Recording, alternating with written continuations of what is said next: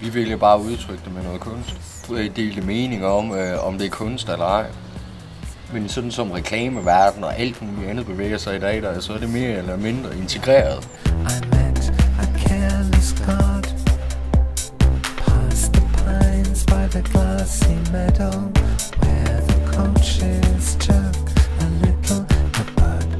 Og hvorfor skal graffiti-maler kriminaliseres, når alle mulige reklamefolk, de banker jo skilte op overalt, hvilket kan der være til store gene for mig. Altså hvorfor skal jeg belemres med undertøjsreklame i samtlige busstoppesteder?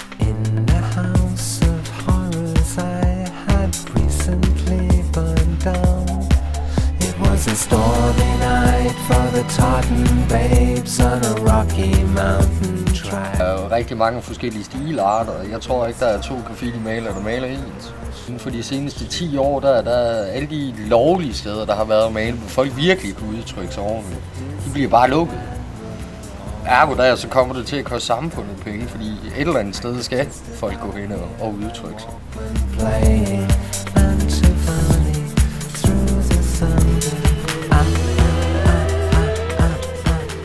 Har man sat sig selv i en situation, hvor det måske er lidt kriminelt at gøre, så er det jo et stressfaktor uden lige der. Du kan jo ikke lave noget, når der er plads til alle mulige andre subkulturer i det her samfund. Hvorfor er der ikke plads til graffiti-maler? Hvorfor skal de kriminaliseres?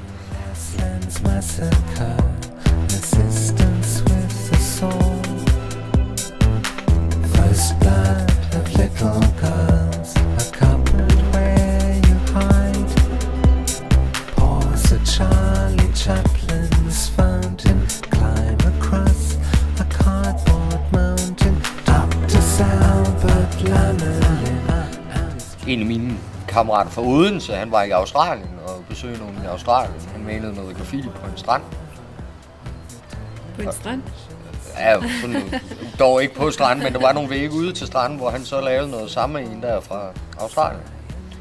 Og umiddelbart, da han kom hjem og sad og så noget MTV, så Roxette havde optaget hele deres musikvideo foran hans graffiti. Men det får han jo ikke nogen penge for.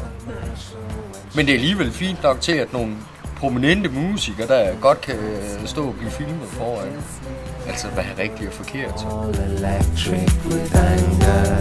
I could just about hear my Walkman playing Mantovani through the thunder.